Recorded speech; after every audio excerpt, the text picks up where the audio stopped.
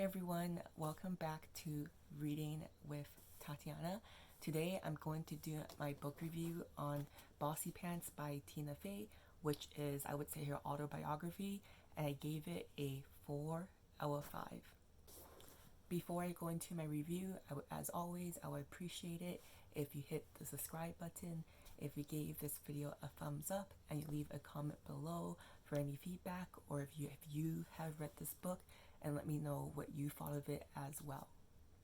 I always like to start to talk about a bit about the author, who is Tina Fey, which I think she doesn't need an introduction. If you're like me in your early 30s, I feel like I kind of grew up with her. She is the creator and writer of Mean Girls. She is in Saturday Night Live. She is in a bunch of like really like kind of like funny raunchy chick flicks like Sisters, Date Night.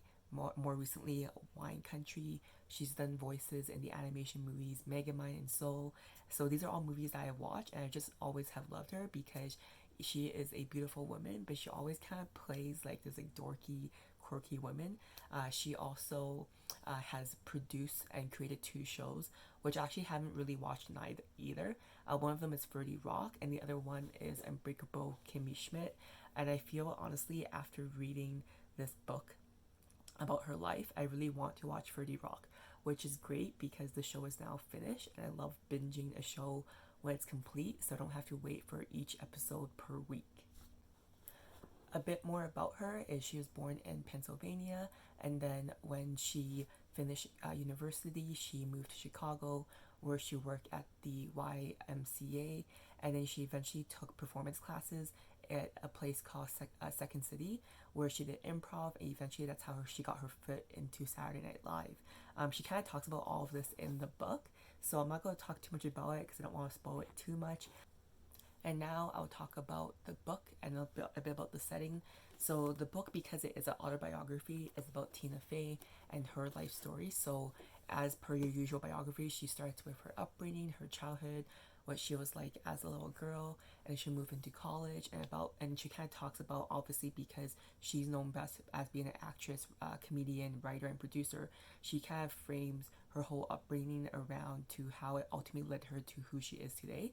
And it's pretty cool because it goes through different chapters of her life, and with each chapter she talks about little quirks or antics she went into, and it's just really relatable. I feel she's gorgeous, but she also is just like the rest of us, and she has a lot of like mishaps or moments that maybe she was kind of like dorky or clumsy, and it's a really funny and great read.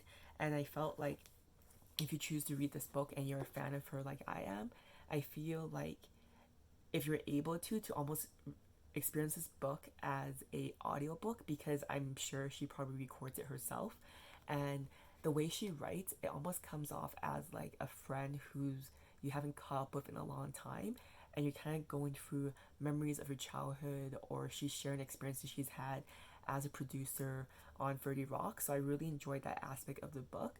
And yeah, it's just like a really funny and quick read, as if it's like a long time friend. Some common themes or lessons I learned in this book is, the first one is definitely, as I said, she's super relatable in her lesson or her experience through life, is that no one is perfect and embrace who you are. And throughout the whole book, she gives so many examples of that, and it's really refreshing to see. The second thing that I learned, which she has a chapter as a love letter to Amy Poehler, which I thought was really sweet because it just shows that they're not just co-workers, they're also friends off screen as well. And lessons she learned from Amy Poehler that she wants to share with us is, do your thing and don't care if other people like it or not. As long as you like it, then you do it, and if people don't like it, that's their choice. So I thought that was always a really good lesson, and something that really resonates with me, because for me, a personal value I have in life is that do what you want, and as long as it's not hurting anyone, as long as it doesn't put you in massive debt, then who cares? Do what makes you happy ultimately. 2 chapters I really want to share that are really short but really resonate with me is, she talks about people being really skinny and people being really fat, because she has experienced both types of sizes in her life, which really resonate with me because I have been 30 pounds lighter than I am now, and right now I'm at my heaviest, but I have gone back and forth throughout my 20s and now into my 30s. And I really like it because she really gives grace that, you know, sometimes it's great to be skinny. And as long as you do it in a healthy way, why not embrace it and don't shame people if they're too skinny, if they're healthy about it. And also with being fat, there are obviously perks of being fat, and there's also cons of being fat. But as long as these people aren't giving themselves diabetes or high cholesterol, who cares? Let them live their life, and also give yourself some grace as well if you're also happen to gain a lot of weight. So these two chapters I really want to share because they really resonate with me, and I feel as a woman in society and talking to a lot of my female friends, it's something that a lot of us struggle with. And you know, we have to know that our bodies aren't linear and are not stagnant, and they're not always going to progress slimmer as society says, and that's okay that it fluctuates because we have different seasons, and you know, life happens. And as long as you're happy, as long as you're not letting things get out of control, that's all that you can really do for yourself. I always like to share things I didn't like about the book, and this one's going to be pretty quick because there were no cons for me. Even though it was a 4 out of 5 and not a 5 out of 5, it was still no cons because it was really enjoyable and just a quick read, and I think just a really good entertaining piece to read. Things I did like about the book, which I've already covered, is I really like her commentary at different chapters of her life and her experiences growing up as a woman based on her weight, her looks, and expectations of society. I also like her sharing her experience in showbiz and her growth from an improv performer all the way to being a producer of her own show. And despite being um, having so many achievements, she's very humble throughout her whole life, which I really enjoyed. And then I also really enjoyed the sarcasm sprinkled throughout the whole book. So we'll be reading a really heartwarming story, or you know, maybe an experience that was really important to her growth, and then out of nowhere you read a sentence that's like, what? That doesn't make sense. But then you realize that she's being sarcastic. So I really enjoyed that throughout the whole book because I feel that really tracks for her sense of humor in her writing and her works as well. On Goodreads, this book on average got a 3.95 out of 5, which I think is pretty accurate because I feel as a fan of Tina Fey, I'm going to obviously enjoy this book. But I feel if you're not someone that grew up with her works, or you know, maybe not a fan of her, this book was just okay. So I'm always going to start with bad reviews first. So the number one bad review that I saw on Goodreads is that they felt that she filled too many pages with scripts from her skits on SNL, which I can see because, for example, when she covered the Sarah Palin character on SNL, she actually showed the whole skit, which takes several pages. So I feel as someone who wants to read a book for the content, you might think that's too much fluff, and she could easily just describe a skit and her experience.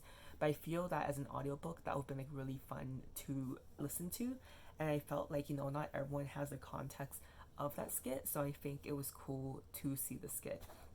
Other bad reviews that this book got was people weren't sure if it was biography, if it was a memoir, if it was a self-help book, if it's a business book, is it a management book, which I can see the confusion because it does say Tina Fey Bossypants, but I don't think it really matters what category a book is. It's her life story, so why do we always have to put people or books in boxes?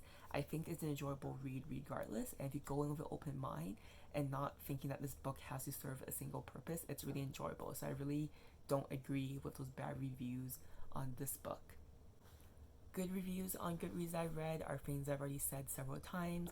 It has really cool insight on her career and how she got to where she is. And like I said before, because of this book, I will probably check out 30 Rock now as a show.